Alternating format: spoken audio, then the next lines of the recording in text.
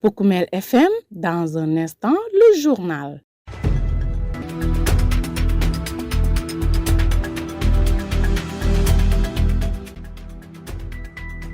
À l'écoute de Poukoumel FM, la 106.0 émettant à Goudomp. Mesdames, Messieurs, bienvenue dans votre journal. À la une de cette principale édition d'information, à Goudomp, autorités et acteurs de l'éducation se mobilisent en comité départemental pour évaluer les résultats du PAM2 et poser les bases de sa pérennisation à travers des forats communaux de sensibilisation. À Sédhiou, la journée internationale des personnes vivant avec un handicap appelle à un leadership inclusif et relance l'exigence de l'application de la loi d'orientation sociale adoptée depuis 2010. La passe des sports va compléter ce journal. Avec Younous Baro. En compagnie d'Abdou Diédhiou de l'autre côté de la baie vitrée, le projet d'amélioration des apprentissages en mathématiques à l'élémentaire PAM2 a enregistré des résultats probants dans le département de Goudomp. Selon son point focal, pour consolider ses acquis et assurer la pérennisation du projet, l'ensemble des parties prenantes s'est réuni ce mercredi 3 décembre 2025 en comité départemental de développement sous la présidence du préfet Abdou Diop. Cette rencontre a permis d'évaluer le projet et d'amener les acteurs à prendre des engagements en vue d'une bonne organisation des forats communaux destinés à sensibiliser sur la pertinence et l'importance du PAM2. Écoutons les explications d'Alioune Ndiaye, point focal du projet à l'IEF de Goudomp. Oui, les premiers résultats sont reluisants. On a eu à faire le bilan de la mise en œuvre, surtout par rapport aux résultats des élèves et par rapport aussi aux engagements qui ont été pris sur l'aspect financier aussi des maires. Et on était vraiment très satisfaits vu on a eu l'année passée à prendre 381 engagements et 290 ont été réalisés, soit un taux de 116%. Sur le plan financier, on avait approximativement 14 millions de francs qui ont été engagés. Ils ont eu à mobiliser 12 millions au minimum et ça c'est vraiment une très grande satisfaction parce qu'on sent l'impact que ça joue dans les pratiques de classe et aussi dans l'organisation des écoles. C'est ce qu'on attendait, c'est-à-dire que les maires prennent des engagements forts pour l'organisation des forats. Et cette année, on a eu la chance toujours d'être financé par le projet qui prend fin en 2025. Et à partir de l'année prochaine, on voudrait que les maires s'engagent à organiser eux-mêmes leur forum communal. Et c'est des engagements qu'ils ont eu à prendre aujourd'hui et on est vraiment très satisfaits parce que ce qu'on cherche, c'est la pérennisation du projet. Et cette pérennisation ne sera possible que grâce tout simplement à la collaboration et à l'implication tout simplement de la communauté. Parce que vu les performances des élèves, on part toujours des évaluations. Et en début d'année, on fait une évaluation diagnostique et en fin d'année, on a une évaluation que l'on appelle tout simplement post-test. Mais vu les écarts qu'on a obtenus dans tous les niveaux, ça dépasse largement nos attentes. Parce qu'on avait, comme dans le contrat, un bond de 15% et on est arrivé au moins à 30% dans tous les niveaux. Et donc ça, c'est vraiment une satisfaction. Et ce qu'on aimerait, que vraiment qu'il y ait une constance tout simplement dans cette progression des élèves. Parce qu'on l'a dit, on le sent au niveau du moyen, au niveau du secondaire, les élèves ne fréquentent pas les séries scientifiques parce qu'ils ne sont pas assez outillés à partir de l'élémentaire. Maintenant, on voudrait vraiment renverser la tendance pour que les élèves puissent maintenant avoir le courage même de fréquenter les séries scientifiques. Ouais. À l'instant, Alioune Ndiaye, point focal du projet PAM2 à l'IEF de Goudomp. L'autorité administrative s'est également réjouie des bons résultats obtenus grâce à la collaboration de toutes les parties prenantes. Abdou Diop les exhorte à maintenir cet engagement afin que les forats communautaires puissent eux aussi connaître une pleine réussite dans l'objectif unique de promouvoir l'enseignement des mathématiques à l'élémentaire. Je vous propose de l'écouter. Nous venons d'assister donc à la clôture de ce CDD préparatoire des forats communaux dans le cadre du projet communément appelé PAM2. C'est le projet donc d'amélioration des apprentissages en mathématiques à l'élémentaire. Si l'on sait qu'aujourd'hui, donc, le constat unanimement fait au niveau des autorités académiques, c'est que donc, nous assistons à un désintéressement progressif des filières scientifiques au profit donc des filières dites sociales. Et aujourd'hui, donc, il était question de regrouper les acteurs à travers donc, ce projet piloté par le ministère de l'Éducation nationale pour essayer un peu d'inverser la tendance de sorte que donc, il y aura plus d'intérêt, un regard d'intérêt même je dirais pour ces filières scientifiques. Et aujourd'hui, à l'occasion donc, de ce CDD, nous avons essayé de regrouper tous les acteurs parties prenantes plutôt pour partager avec eux le processus et la dynamique, puisque donc aujourd'hui il était beaucoup plus question d'évaluer la première phase, puisque donc ce projet intervient dans la zone de Goudomp département depuis l'année dernière. Et aujourd'hui donc il était question dans ce cadre du PAM2 de voir quels ont été donc les résultats sur lesquels nous pourrions capitaliser pour essayer de nous projeter sur l'avenir. Et aujourd'hui donc si l'on fait une évaluation de cette phase, on peut retenir que les engagements qui ont été pris par les différents acteurs, particulièrement les collectivités territoriales, ont été respectés donc à hauteur de 76%, ce qui démontre vraiment d'un intérêt certain donc des collectivités pour la bonne exécution de ce projet au niveau du département. À l'issue donc de cette réunion du CDD, le groupe s'était engagé à nous livrer des engagements. Et au total, je pense qu'on s'est retrouvé avec quelque chose comme 13 engagements pris donc par les différents acteurs. Ces engagements, c'est d'abord d'animer donc ce cadre d'expression donc de ce programme au niveau des établissements scolaires, mais aussi d'en faire autant au niveau donc des collectivités territoriales, puisqu'il sera question après d'organiser des forats communautaires au niveau donc des 15 collectivités territoriales que compte le département de Goudomp. C'est à l'occasion donc de ces rencontres que toutes les parties prenantes à l'échelle communautaire pourront s'asseoir autour donc de discussions pour essayer de voir ensemble quels sont les voies et moyens donc à faire pour que le projet soit donc vulgarisé à l'échelon donc local, de faire de sorte que vraiment ces engagements-là puissent être respectés par toutes les parties. Vous écoutez les informations sur Oukoumel FM, la 106.0. L'actualité, c'est aussi la journée internationale des personnes vivant avec un handicap célébrée ce 3 décembre. Elle met en lumière la nécessité de renforcer leur participation au processus de décision et de promouvoir leur leadership dans tous les domaines de la vie tout en garantissant leur pleine inclusion socio-économique. Dans la région de Sédhiou, c'est la commune de Diakounda, dans le département de Bounkiling, qui a accueilli les activités commémoratives. Une occasion pour les personnes en situation de handicap de la région de réitérer l'urgence de la signature des décrets d'application de la loi d'orientation sociale adoptée depuis 2010. Ousmane Mansali est leur président. Nous l'écoutons au micro d'Ansouni Roux. La journée d'aujourd'hui qui nous a réunis ici, c'est par rapport à la journée internationale des personnes en situation de handicap qu'on célèbre dans l'étendue du territoire sénégalais. Donc, c'est une journée dédiée exclusivement aux personnes en situation de handicap. C'est l'occasion de plaider et de vraiment dégager nos mécontentements par rapport à la prise en charge des personnes en situation de handicap, par rapport à l'emploi, à l'accessibilité et aussi par rapport au transport et à l'éducation. Parce qu'aujourd'hui, nous avons vu qu'ici, dans la région de Sédhiou plus particulièrement, les édifices publics ne sont pas accessibles. Si je dois demander, c'est par rapport à la gouvernance d'abord, qui est aujourd'hui la présidence des régions, nous avons du mal à accéder au niveau du gouverneur. Donc, il est en haut. À la mairie de Sédhiou, c'est pareil. Les maires ne sont pas accessibles. Ils sont tous en haut. Donc, cela vraiment constitue un frein par rapport aux personnes en situation de handicap. Étant donné qu'on dit faire une chose pour moi, sans moi, c'est un coup pour moi. Donc nous devons être vraiment traités au même pied d'égalité. Donc c'est une journée aussi de reconnaissance des personnes en situation de handicap. Parce que pourquoi j'ai dit de reconnaissance? Aujourd'hui, dans l'étendue du territoire sénégalais, c'est la seule journée que nous avons une fois par an. Donc c'est l'occasion de vraiment plaider toutes nos doléances, de les énumérer par rapport au niveau autoritaire. Par rapport au thème, aujourd'hui on nous demande d'impliquer les personnes en situation de handicap. Normalement, dans la commune de Diakounda, le maire doit recruter une personne en situation de handicap dans sa commune. Donc c'est une obligation parce que elle est dit par la loi d'orientation sociale en maintes fois. La commune est citée presque 15 fois dans la loi d'orientation sociale. Donc il doit vraiment prendre cette prise en charge-là. Par rapport à l'accessibilité aussi, c'est pareil. Donc tous les édifices doivent être vraiment des édifices accessibles aux personnes en situation de handicap. C'est la loi qui l'a dit. Donc malheureusement, peut-être ces lois-là ne sont pas encore ratifiées, cause pour laquelle il y a certaines lois les autorités ne peuvent pas prendre ça en compte et ne peuvent pas vraiment suivre les directives de ces lois-là.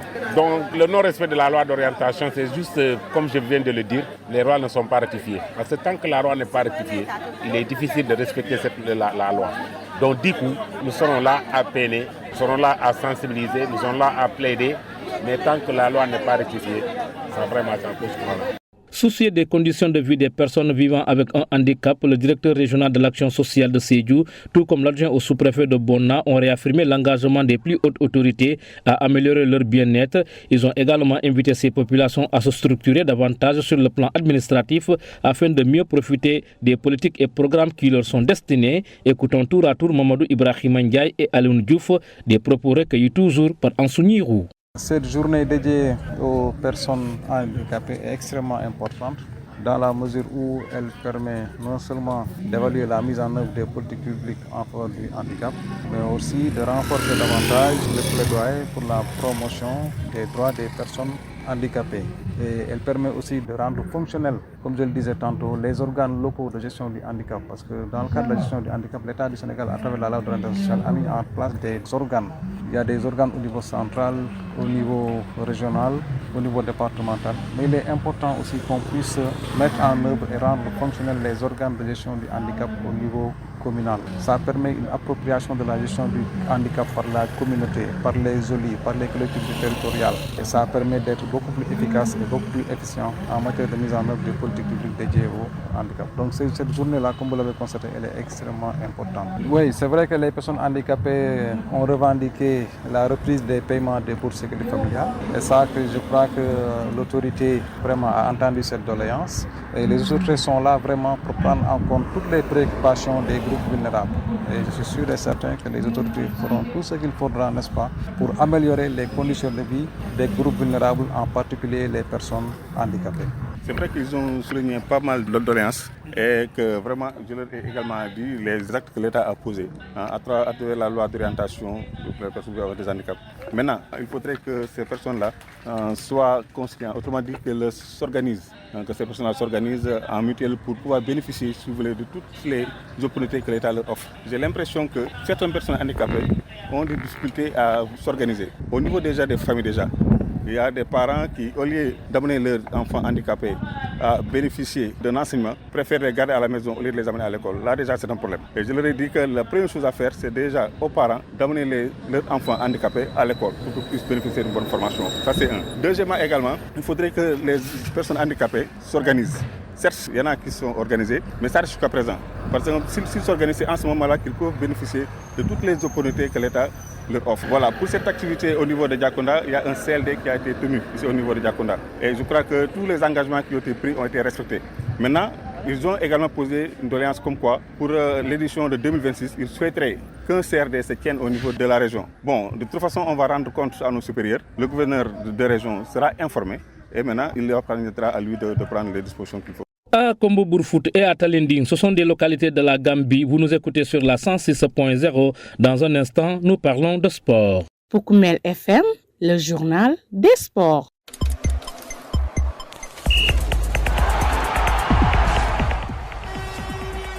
Une seule note à retenir. Quelques minutes après l'annonce du limogeage de Marc Braille, la Fédération camerounaise de football a publié la liste officielle des joueurs convoqués pour la Coupe d'Afrique des Nations 2025.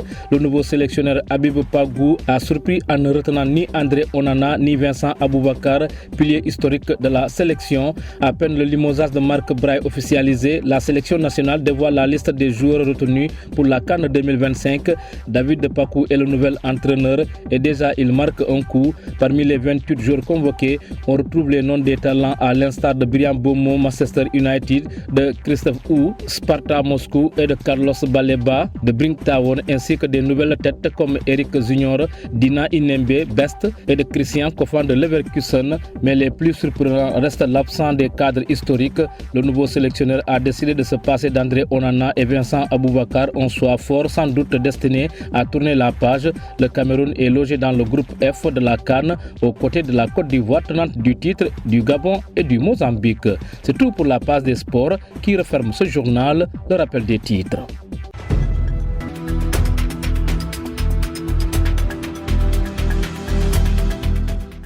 À Goudomp, autorités et acteurs de l'éducation se mobilisent en comité départemental pour évaluer les résultats du PAM 2 et poser les bases de sa pérennisation à travers des forats communaux de sensibilisation.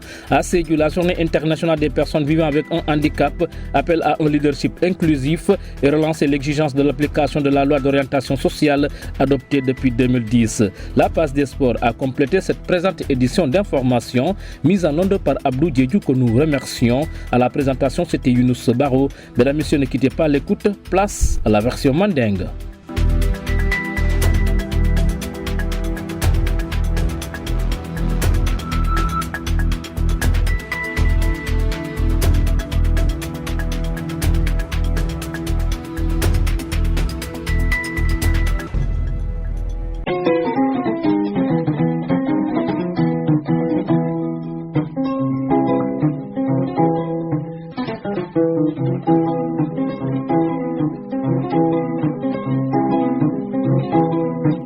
Babacar Sadio, directeur de l'école de Kanema, président du Codec de Kaour. Très bien, bien là, Bembala, dans projet PAM 2, projet pour mathématiques c'est 21 école élémentaire.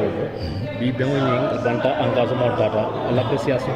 Donc Kébé tentu Kébé jay kete folo tentu te yunusu ka fa engagement ni multa jang pour le mouyalon c'est pour que ndimaño le makoy folo c'était uniquement mathématiques mais nata ya ke say mathématiques et français du nujé éveil fanan du nujé donc wote keno la ni parent d'élève ni directeur d'école ni inspecteur d'une manière générale mo belo no wolo mo moy engagement ta yo engagement maire li engagement ta engagement fla directeur président de Codec wol fana engagement ta engagement nan yo président de CGE comité de gestion wol fana engagement ta presso engagement ta ifo fana engagement ta o be pour mu yalon dindu la 40 citano ñaato donc engagement kono mun ketantol 40 la 40 ñi ne fo ko pour mu long parce que programme a betiata bakele et puis mukaku be keno classe o kono muna sikeno il faut que dindul mako heure mu yalon tinala école wollon tenelu nguraro mukana école